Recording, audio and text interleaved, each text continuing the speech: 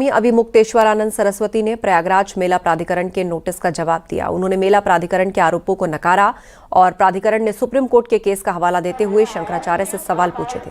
अभिमुक्तेश्वरानंद सरस्वती के वकील की ओर से 8 पेज का जवाब भेजा गया, जिसमें लिखा है, ब्रह्मलीन शंकराचार्य स्वामी स्वरूपानंद सरस्वती ने जीवन काल में ही उत्तराधिकारी नियुक्त किया। 11 सितंबर 2022 को ब्रह्मलीन हुए थे शंकराचार्य स्वामी स्वरूपानंद। 12 सितंबर 2022 को वैदिक विधि विधान के साथ स्वामी अभिमुक्तेश्वरानंद का विधिवत अभिषेक किया गया। सार्वजनिक समारोह में शंकराचार्य पद पर प्रतिष्ठापन किया गया। दरअसल जगतगुरु शंकराचार्य सरस्वती बनाम स्वामी वासुदेवानंद सरस्वती के बीच का विवाद साल 2020 से सुप्रीम कोर्ट में लंबित है, जिसमें दावा किया गया कि स्वामी स्वरूपानंद सरस्वती महाराज ने जीते जी अपने उत्तराधिकारी के नाम का ऐलान नहीं किया था। याचिका में मांग की गई कि शंकराचार्य के लिए किसी भी व्यक्ति के पट्टाभिषेक पर रोक लगाई जाए। 2022 में सुप्रीम कोर्ट ने इस पर रोक लगा दी थी।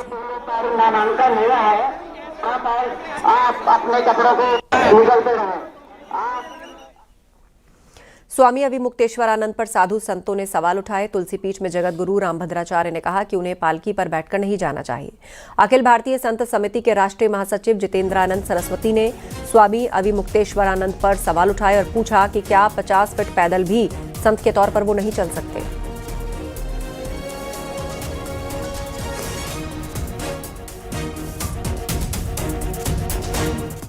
रास्ते नहीं जाना चाहिए स्नान करने।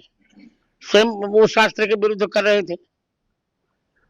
जब कोई शास्त्र के विरुद्ध करेगा, हम लोग पैदल जाते हैं स्नान करने। यह शास्त्र विधि मुत्सृज्य वर्तते काम कारत न सिद्ध मवाप्नोति न सुखम न परम गतिम। जो शास्त्र के विधि के विरुद्ध करेगा न उसे सुख में। शंकराचार्य पद को लेकर विवाद है, तो ये 2013-14 में कहते हैं कि इनके गुरु ने वसीयत किया।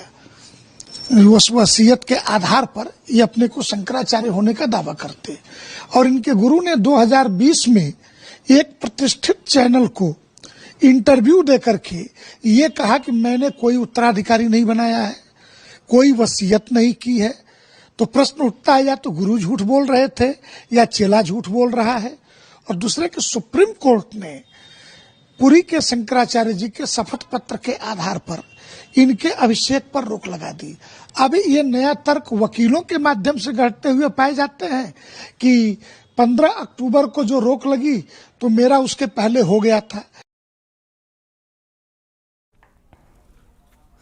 अभिमुक्तेश्वरानंद से शंकराचार्य की पदवी पर सवाल उठाने पर अखिलेश यादव ने निशाना साधा और खुद अभिमुक्तेश्वरानंद से फोन पर उन्होंने बात की। हालांकि अभिमुक्तेश्वरानंद का विवादों से पुराना नाता रहा है। साल 2015 में जब अखिलेश यादव की सरकार थी, तब उन्होंने ही अभिमुक्तेश्वरानंद पर लाठीचार्ज करवाया था। और आज अखिलेश यादव और उनके सांसद हमदर्द होने की बात कर रहे हैं। ये रिपोर्ट देखिए।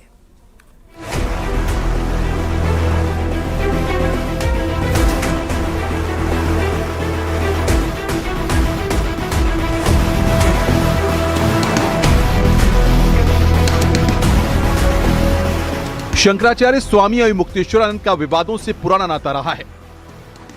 अभिमुक्तेश्वरानंद मौनी अमावस्या पर स्नान न कर पाने के विवाद को लेकर प्रयागराज के माघ मेले में धरने पर हैं। इसे लेकर अखिलेश यादव ने उनसे फोन पर बातचीत भी की। अब देखिए, हम तो अपना लड़ रहे हैं, अपनी लड़ाई अभिमन्यु की तरह चक्रव्यूह में लड़ रहे हैं।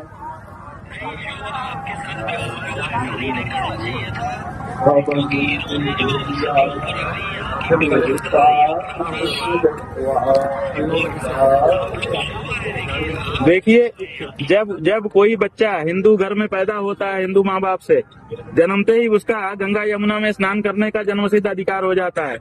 उससे उसको वंचित नहीं किया जा सकता। इन्होंने हमको संगम स्नान से वंचित कर दिया। कितना बड़ा संवैधानिक जो है इन्होंने प्रश्न खड़ा किया है कि क्या किसी हिंदू बच्चे को आप स्नान से वंचित कर सकते हो? कर दिया इन्होंने। अखिलेश यादव ही नहीं, उनकी पार्टी के सांसद भी अभिमुक्तेश्वरानंद को लेकर सवाल उठा रहे हैं। तो बीजेपी ऐसा काम पक्षपातपूर्ण काम कर रही है। शंकराचार्य भी इस सरकार में उत्पीड़ित हैं, उनका भी उत्पीड़न हो रहा है। ये पीठ का अपमान है, अगर ऐसा कहा जा रहा है तो, और उनको अपमानित किया गया है जो बहुत निंदनीय है। अब आपको दिखाते हैं फ्लैशबैक। ये तस्वीरें हैं 22 सितंबर 2015 की। ये वीडियो साल 2015 में उत्तर प्रदेश के बनारस में हुए लाठीचार्ज का है, जिसमें पुलिस ने ज्योतिषपीठ के तत्कालीन शंकराचार्य स्वामी स्वरूपानंद सरस्वती के शिष्य स्वामी अभिमुक्तेश्वरानंद पर लाठीचार्ज किया था।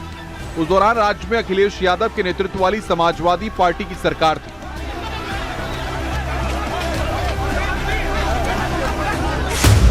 अभिमुक्तेश्वरानंद जी भी पहुंच गए और शाम को जब उन्होंने लोगों के भीड़ के साथ इसमें शामिल हुए, उनके साथ बटुक भी थे, दूसरे जो बच्चे सन्यासी होते हैं वो लोग भी थे, और पुलिस ने इन पे लाठीचार्ज किया। उस समय इनकी तस्वीरें बहुत ज्यादा लोगों के विचलित करने वाली थी, लोगों के सामने आई, लोगों को बड़ा दुख हुआ और बाद में इनको इलाज के लिए भर्ती होना पड़ा था।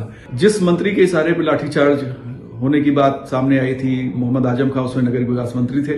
बाद में उन्हीं मोहम्मद आजम खान से इनकी मुलाकात भी हुई थी और अभी अखिलेश यादव जी से इनके समर्थन इनको मिला। गौरतलब है कि स्वामी अभिमुक्तेश्वरानंद महाकुंभ की व्यवस्थाओं को लेकर बीते दिनों से यूपी सरकार पर सवाल उठा रहे हैं। उन्होंने महाकुंभ में मौनी अमावस्या पर मची भगदड़ पर भी सवाल उठाए थे, जबकि पुलिस ने सीसीटीवी वीडियो जारी कर जानकारी दी कि कैसे स्वामी अभिमुक्तेश्वरानंद की जिद की वजह से भगदड़ जैसे हालात बने। उनके साथ आए समर्थकों ने धक्का मुक्की की और बैरिकेडिंग हटाई। यानी अभिमुक्तेश्वरानंद सरस्वती का विवादों से पुराना नाता रहा है। Bureau report, news 18, UP Uttarakhand. Sapa supremo Akhilesh Yadav ने जहां सोमवार को फोन पर बातचीत कर स्वामी अभिमुक्तेश्वरानंद सरस्वती को अपना समर्थन दिया, वहीं प्रदेश अध्यक्ष अजय राय खुद मेला क्षेत्र पहुंचे। उन्होंने न केवल इस दौरान काशी में मणिकर्णिका घाट पर मूर्तियों को तोड़े जाने का मुद्दा उठाया, बल्कि स्वामी अभिमुक्तेश्वरानंद के आंदोलन को समर्थन देने का ऐलान करते हुए केंद्र की मोदी और प्रदेश की योगी सरकार पर भी जमकर निशाना साधा। पूरे काशी के लोग, पूरे प्रदेश और देश के लोग आपके साथ चट्टान की तरह मजबूती के साथ खड़े रहे हैं और आज भी हम आपको वादा करते हैं कि इस देश का एक एक सनातनी, एक एक हिंदुस्तान के लोग वो आपके साथ। और ये जो स्थिति परिस्थितियां ये समाज के अंदर बना रखी है, जो सनातन की सरकार बनती है, ये सबसे ज्यादा अगर सनातन का अहित किया तो ये सरकार योगी और इनकी मोदी की सरकार ने किया। काशी के दरबार में, बाबा विश्वनाथ के दरबार में सारे के सारे मंदिर तोड़े गए। हमारा जो वहां का महत्वपूर्ण सबसे स्थान बाबा के दरबार में, आपने उस दौरान ये सारी बातें उठाई और हम सब लोग वहां पर खड़े रहे। और वक्त एक ब्रेक का है, जल्द लौटेंगे।